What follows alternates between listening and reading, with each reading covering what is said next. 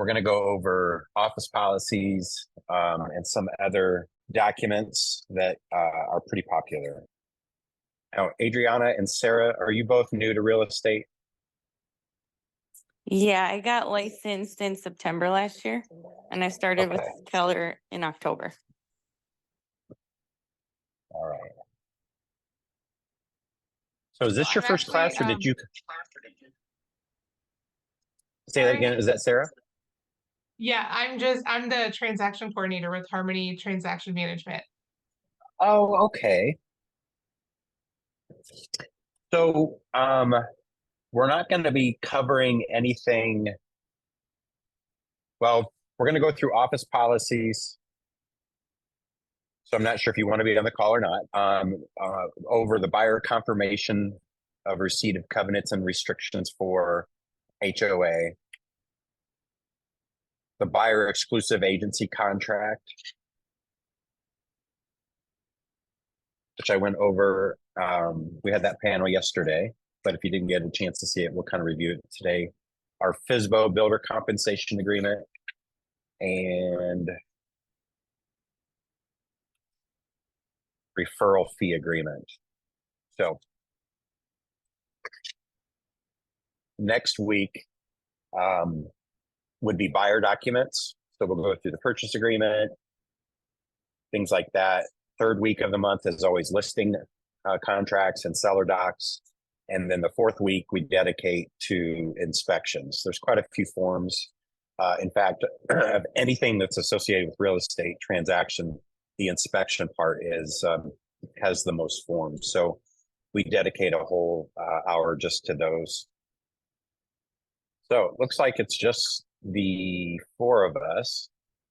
If you have any questions as we go along, just let me know, just stop me. That way we can review and kind of go back. So I'm going to shut my office door here so I don't get interrupted. It is a beautiful day out. It's almost 50, sunny. I'll take it. I keep telling myself not to get too excited. It's just our false spring. It's the false spring, right? Yeah. The calm before the storm. All right. Are you able to see my screen now? No, we're still just looking at you. Okay. Well, that's no fun. Okay, so disable the participants sharing screen. All right. No big deal. So I will email all of you the packet. I have that ready for just the occasion. Okay, so I just sent it. Everybody should be getting it soon.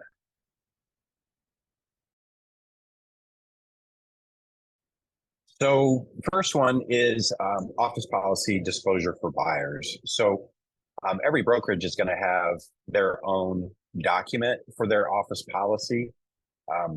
Now, there's many things on that document that are similar or the same from brokerage to brokerage, but each one has their own policy. So you can see at the top of the document has the KW logo brand. That's how you know it's not an IAR state form.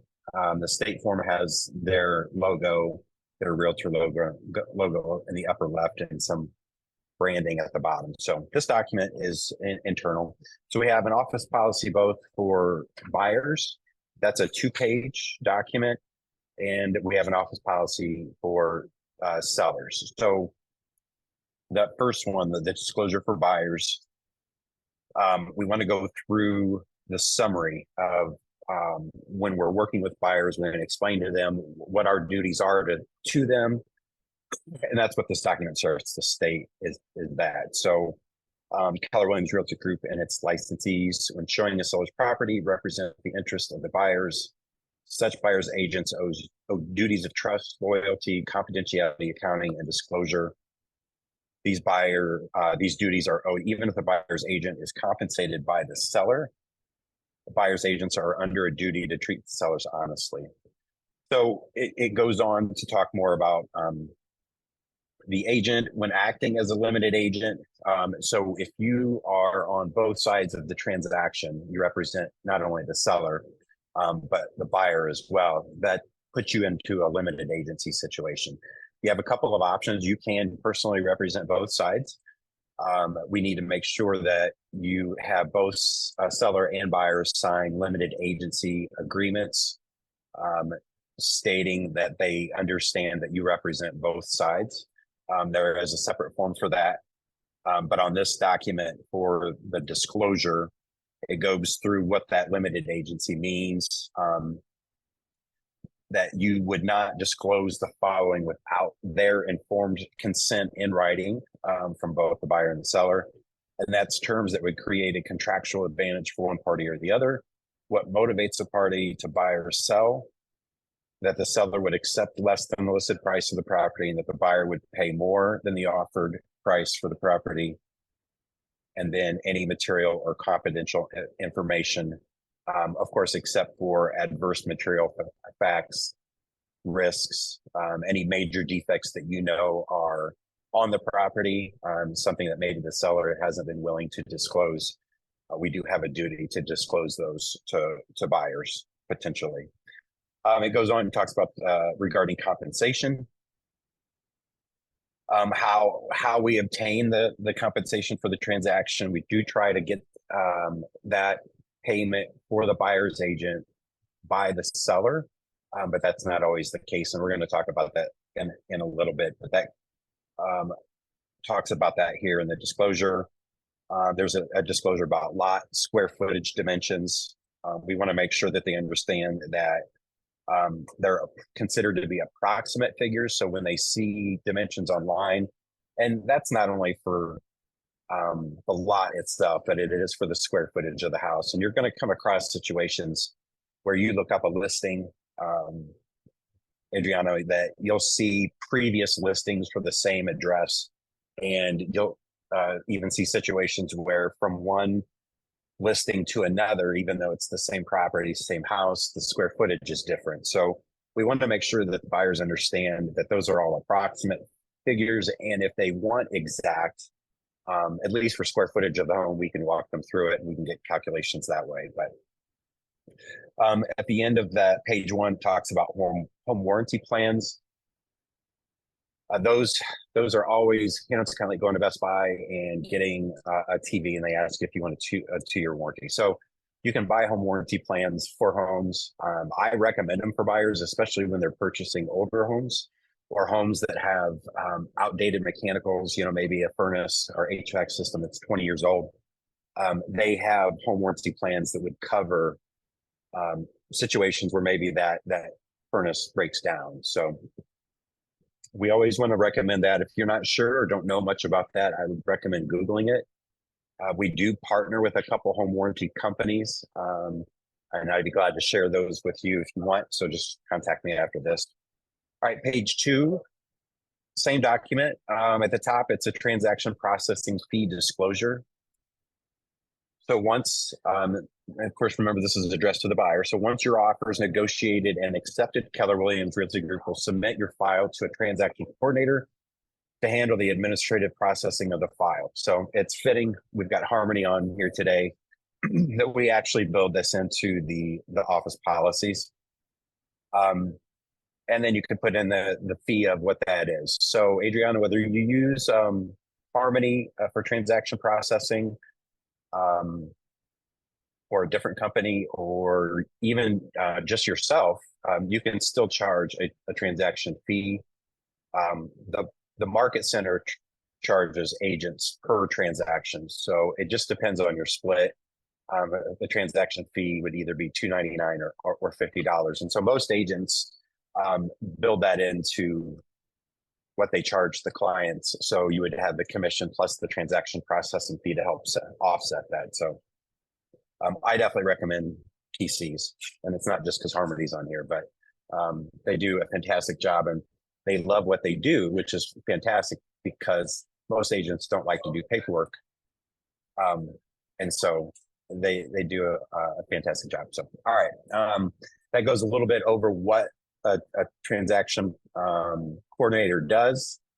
Next line is a buyer. Are you under an active buyer agency contract with another agent? So we want to make sure that we're asking buyers at that point that we are looking to get an agency with them, and for them to become our clients, we want to make sure they're not already under contract with another realtor. Hereby acknowledge the transaction you're entering into, and then signatures and dates. So we want to make sure you're getting signatures and dates.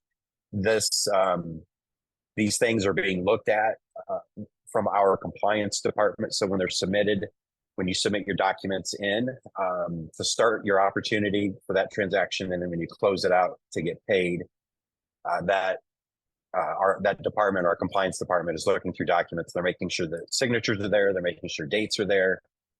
Things are check marked or initialed. So be very thorough when you're going through paperwork. I go through everything at least twice. So, all right.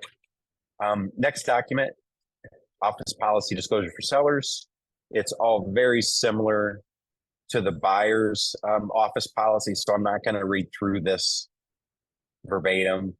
Again, it talks about what the licensee is, what they do, required duties disclosure, the compensation, initialing lines for do they give us permission to share why they're selling.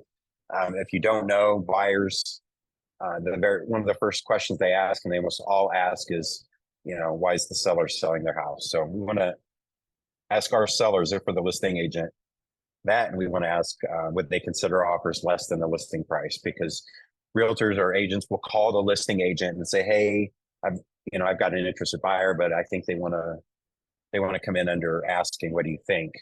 And so that gives us that permission. And then talks about the transaction fee again. This is only a one-page document, so sign and date. Any questions so far? Nope. Okay. All right. So next we have buyer confirmation of receipt of covenants and restrictions of a mandatory association. So that's a lot. So essentially what it means is there are neighborhoods and subdivisions that have a mandatory homeowners association. So in order to move in there, you buy a house to live there, you have to be a part of the homeowners association. So this document here is for the sellers to complete: property address, legal description, the name of the homeowners association, contact information. All homeowners, especially the mandatory ones, all homeowners associations will have at least an annual fee. Many are, $250 a year and up. So we want to make sure the seller is providing that information. A lot of times you can ask the listing agent if they haven't already uploaded that into the MLS.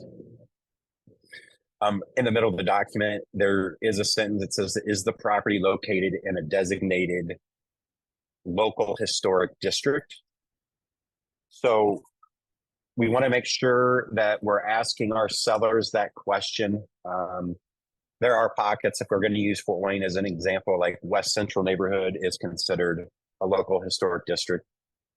There's separate restrictions that come with those types of homeowners associations. They may have restrictions on painting or paint color, or even changing the facade of the house. So we want to make sure and check on that. You can find that stuff online. Cityoffortwayne.org, I believe, on their website, they have a section for a local historic district. You can take the maps and you can filter them out, and you can see exactly what areas there are with that designation. So any questions about that? No. All right. Not going to go over the bottom end of that. That's just making sure the buyer acknowledges this information. We want to get signatures from them on that. All right. Next document is our buyer's exclusive agency contract. So all right. So the agency contract for buyers has been around for over 20 years, but is not a document that gets used very often. When we get an agency with sellers, we sign a listing contract. So that's what binding our relationship between the broker and the seller is, a listing contract. The buyer's exclusive agency contract is exactly the same. It's a contract between the buyer and the broker. And it is binding. It's a contract. A lot of agents like to use it, the terminology, a loyalty agreement. Essentially, it's outlining your duties as a buyer's agent, what you do, what you're responsible for, how you get paid, what you charge as a broker. So it's a really important document to use. A lot of times it can help you in situations where you may have been showing properties. You showed one house and the buyers were really interested and decided, to drive by one Sunday, and that house happened to be hosting an open house, and they go in without you because it's Sunday and they feel like you're always busy and they don't want to bother you. So they'll go in and they'll talk to the agent there that's hosting it. They're going to fall in love with the house and they're going to write an offer, and they're going to call you Monday and they're going to say, hey, we don't need any more houses. We don't need you to send any more because we found one Sunday and we bought it. And you're like, what? You did what?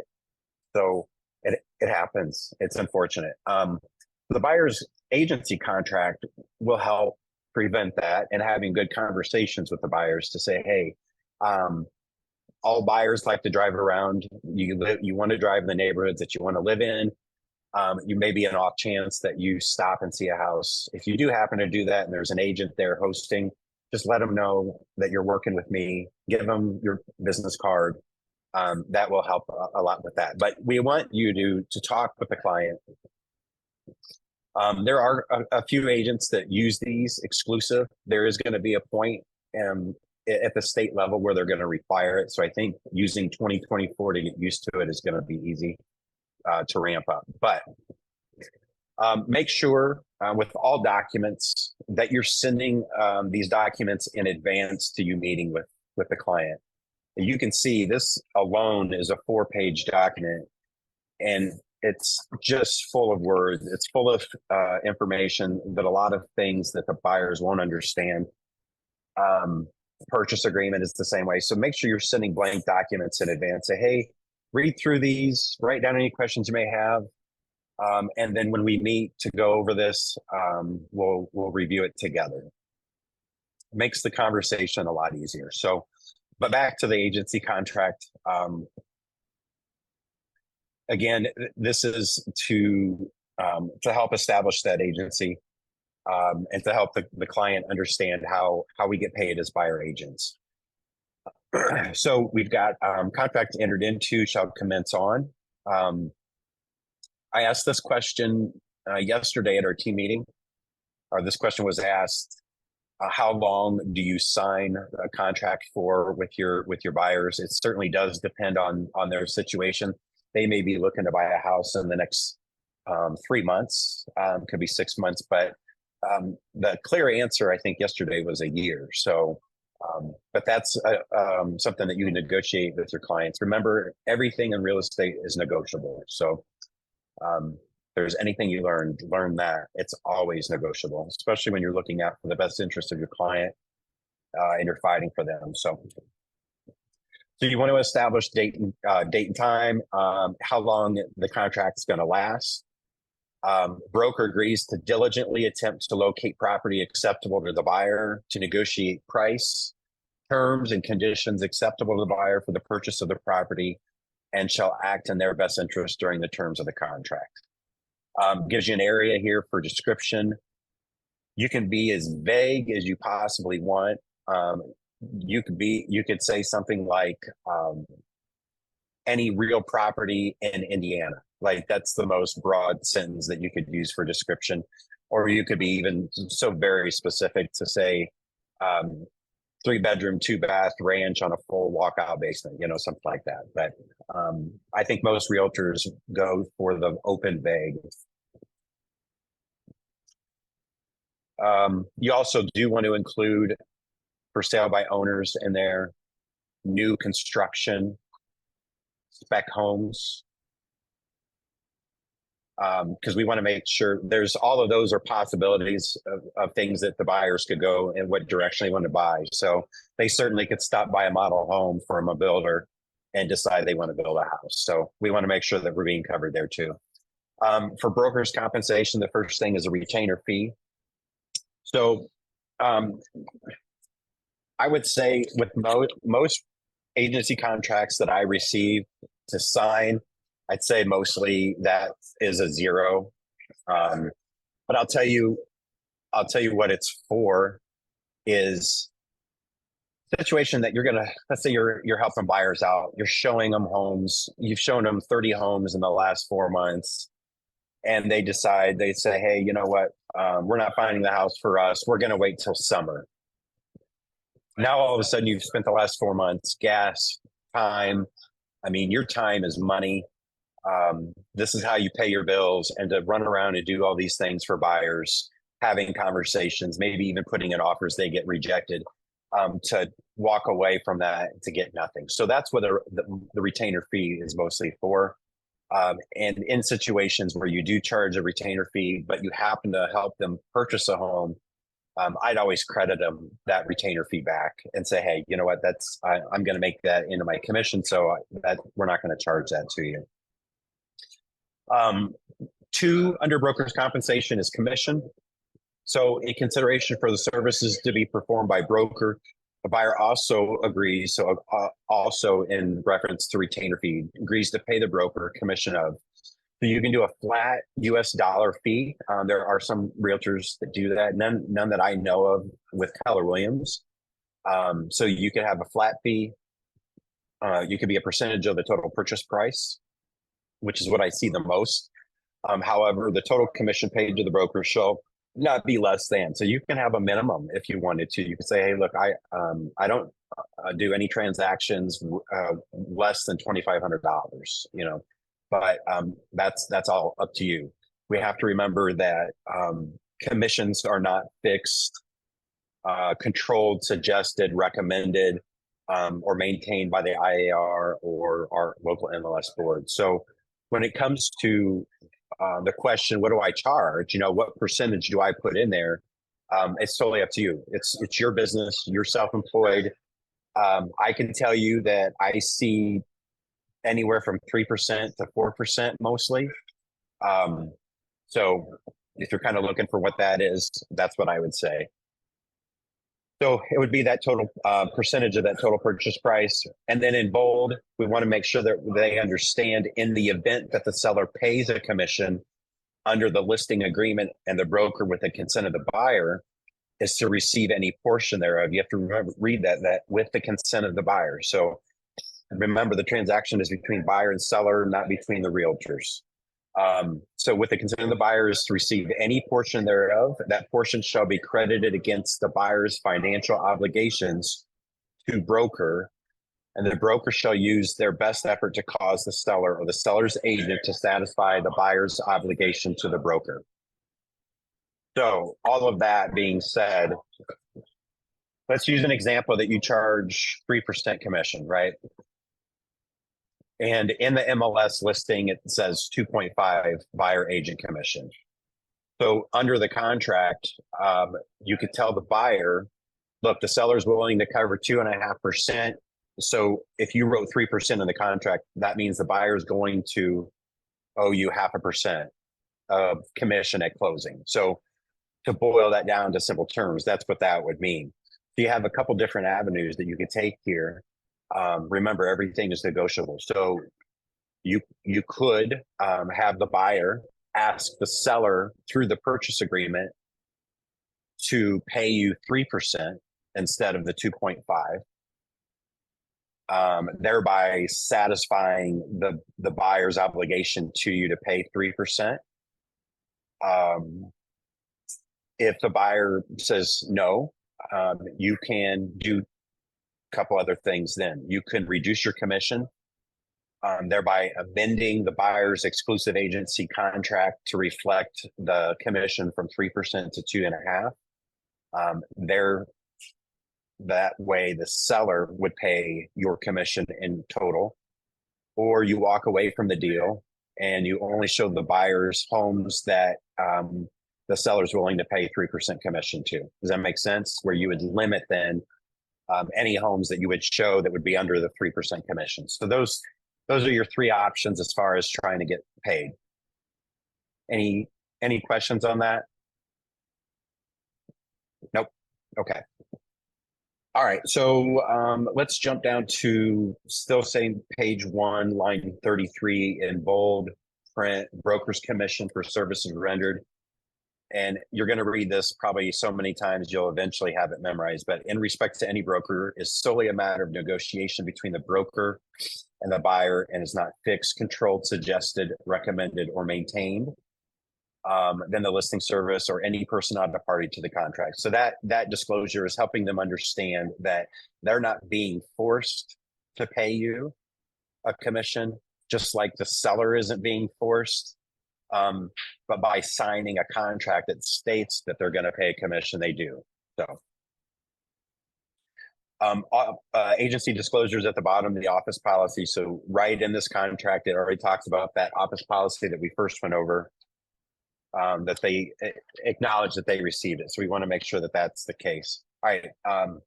Page 2. So again, lots of stuff to read through. That's why I like to send this stuff in advance to the client. But that top half of that page where it says agency relationships, it goes from line 39 to 67.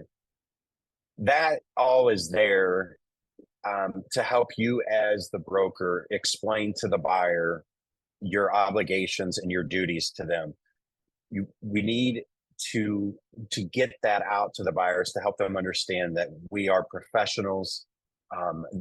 This is how we pay our bills. We're not just the people who get them into the house to let them see the house, right? Like we're not just tour guides. We're so much more than that. And this is going to be the largest purchase of their lives, potentially, right? So they need somebody that is representing them, that has their best interests in mind, that's helping protect them and things that they never even would know that they need help in. So that top half of that page is going to be the best way to kind of explain that. So do what you can, read through that and start to absorb it, where you're able to talk about it without necessarily reading through. All right, then at the bottom half, limited agency authorization. I'm not going to go through that. That's similar to the office policy. They're going to see that quite a bit. What a limited agency disclosure is. Page 3, top consent to represent other buyers. That's pretty important. It's not something that I don't know that I would necessarily highlight and talk about up front. But if you're in a situation where maybe you're hosting an open house, right, for your own listing, you're going to get buyers, you're going to get people that are walking through there that aren't necessarily working with another broker, right? So you might get a couple of them. They come in and may have some interest in the house, and they both want to put it on offer. So this section covers what that means, is that potentially you could represent two different buyers that want to buy the same exact house, or that they want to look at the same houses. So maybe neither one was interested in the house that you first showed them, but you're out showing them the same 3-bedroom, 2-bath ranch on a walkout basement, because there's limited inventory out there. So you need to make sure that they understand that that's could occur. Recordings at the property. I don't know if anybody else has Ring doorbells or cameras inside the house, but we have to let our buyers know that not to have conversations in the home on the front porch that have to do with how much they love the house, what they want to, if they want to put an offer in, and how much that offer is, and all that stuff. So explain that before you start walking out, or remind them, hey, let's have a conversation at the end of the driveway when we're done seeing the home, or we can talk on our way to the next house. So because people are listening, sellers will do it. I've had sellers and I know that they did it. Fair housing. Confidentiality. Buyer has been advised of the possibility that the seller or seller's representatives may not treat the existence of terms or conditions of offers as confidential unless confidentiality is required by law. I mean, that's not one of those things I bring up to the buyer. If they read it and they have a question, then I'm happy to answer, but it's just one of those things. So, I mean, if you have a buyer that wants to purchase a home, sometimes there's contention there and the buyer knows the seller, and they're afraid that if they won't put an offer to buy this house, that the seller would reject it because they know who these people are and they don't want to sell it to them. There is a process that you can do if there is a confidentiality agreement where you can redact the buyer's name and not disclose that. So it doesn't happen very often. I've had it happen a couple of times, but it's always been in commercial, in the commercial side of things. Legal disclaimer. We are not experts or professionals in the matters of law, financing, taxes, property conditions, or inspections. So I'll talk quickly about the property conditions or the inspections. You might know walking into a wet basement that there's mold because you have life experience and you've seen it and you know what it looks like and you know what it smells like. But we can't say those things to clients. We can't say, you know, Joe, I know that's mold. What you have to say is, looks like there's evidence of biological contaminants or it could be mold, but we need to bring in somebody that's an expert in the field to let us know. So attorney fees, I don't highlight this when I first talk to clients. I let them read this. If they have questions, they can ask. It basically just means if there's a dispute between the buyer and the seller, and attorneys are involved, usually the prevailing party the losing party pays the prevailing party's attorney fees. So wire fraud, that's pretty real.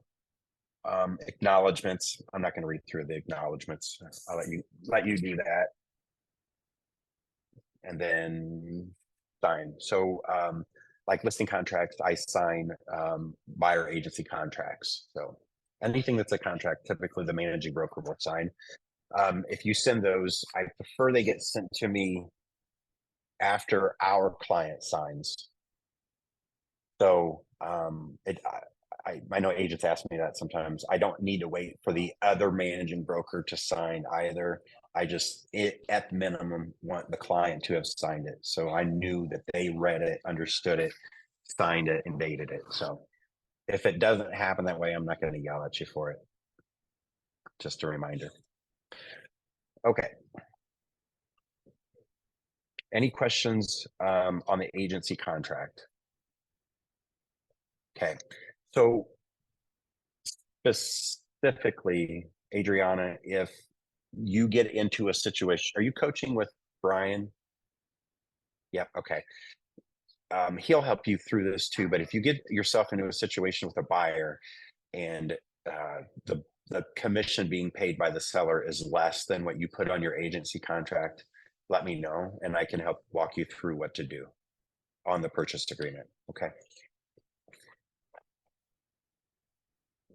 Katie and you all ladies, that's the same for you. If you have questions about that, because agents may ask you those questions on what do I do now? So we can go through that a different time. Okay. Next one should be the FSBO builder compensation agreement. All right. So when we talked about the buyer agency contract at the top, when it said, you know, what type of properties that you're going to be showing, we put in for sale by owners and we're going to put in builders because those are very viable options. Again, if you have a buyer that's in a price range of 270, 275, 275,000 and up, building is a very viable option. So don't not use that avenue when it comes to buyers if you're unfamiliar. I have 7 years of experience with new home construction. We've got some builders that are here as KW agents as well. So if you need some extra help with that, we have that, but just keep that in mind if you have buyers in those higher price ranges. So typically with a for sale by owner, they are doing that because they, one, don't want to pay a commission, and two, and or they don't want to deal with realtors. I don't remember the statistics, but it's not very high for sale by owners actually selling their own properties. So your buyers are going to be out driving in the neighborhoods they want to live in, right? So they want to see where, if anything's available, and they're going to see a for sale by owner sign. So we can be proactive and we can ask them where they're wanting to move to, where they want to live. And then ourselves are going to go out driving in those neighborhoods to see maybe there's a for sale by owner that's popped up. And so, hey, I've got a buyer that might be interested in your type of home, and go from there. So should you get yourself into a situation where you are connecting with a for sale by owner and you bring the buyer, this is the document that you would use to get paid. This is the contract that's between us as the buyer broker and the for sale by owner who's representing themselves. And then for builders, builders do not have to have real estate licenses to sell you or your client a house.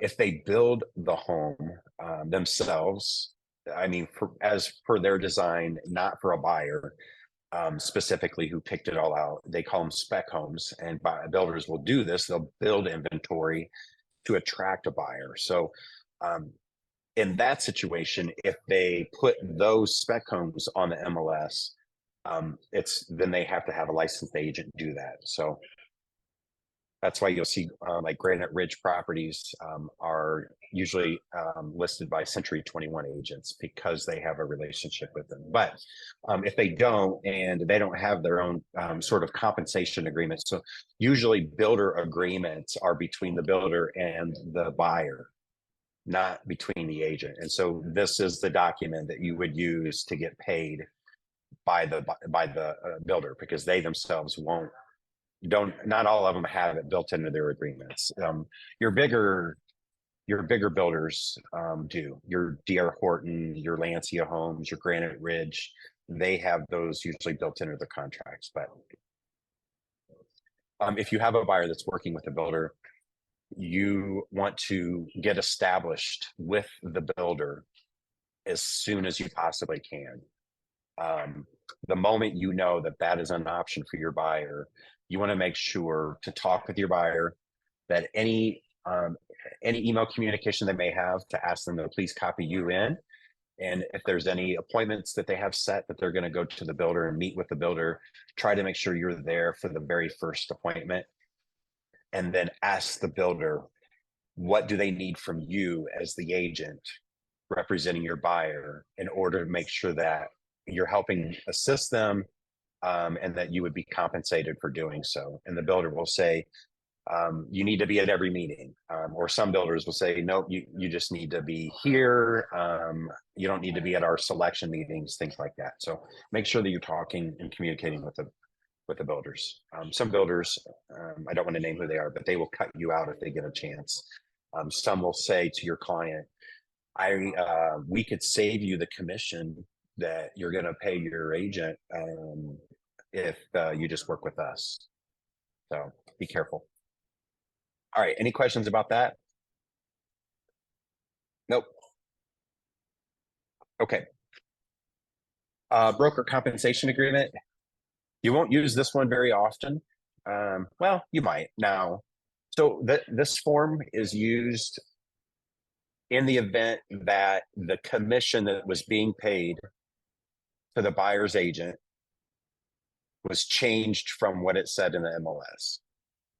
So let's use our example when we were talking about the agency contract with a buyer. Let's say that you put 3% commission is what you earn. And in the MLS, it says 2.5%. So in the purchase agreement, the buyer asks the seller to cover your extra 0.5% and pay 3 instead of 2.5. So seller says, yes, I agree. So when that happens, we have to fill that document out reflecting that percentage of what the listing agent broker is paying the buyer broker through the seller. So that this document is, that's when we use that, is when the MLS percentage that's being paid to the buyer broker is increased. I mean, if it was decreased, you could do that too, but oh, before I forget, another option with that buyer agency contract, if it's falling short of your 3% or whatever you put, we could also increase the purchase price to cover that percentage. So that's another option where the buyer would be willing to pay the seller more to cover your commission.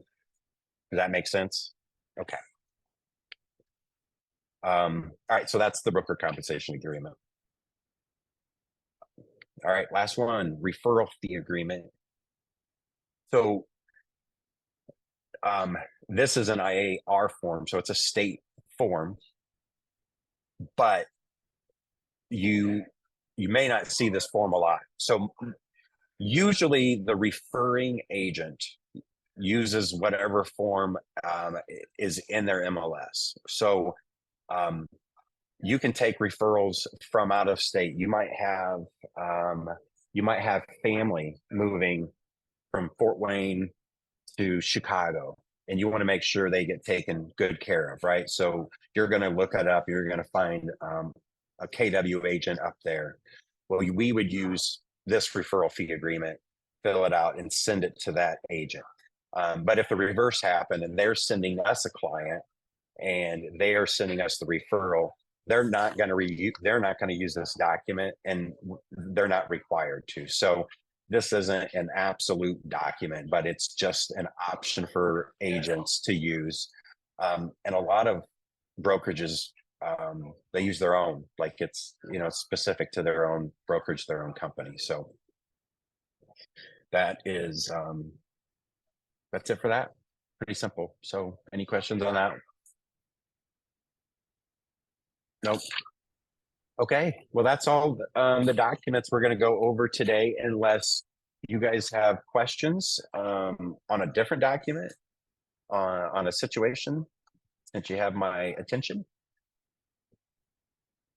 No? Oh, did I see a hand raise? All right. Hey, Lee, I had a question. Are all of these documents, are they required to be used? Because like on for sale by owners, I've never seen that form be signed or from It's builder. it's not required, but it should be used. It's just a way to guarantee, it's just the way to contractually guarantee compensation being paid. Especially after the whole lawsuit. So is this something we should recommend to agents when we see contracts come over that don't?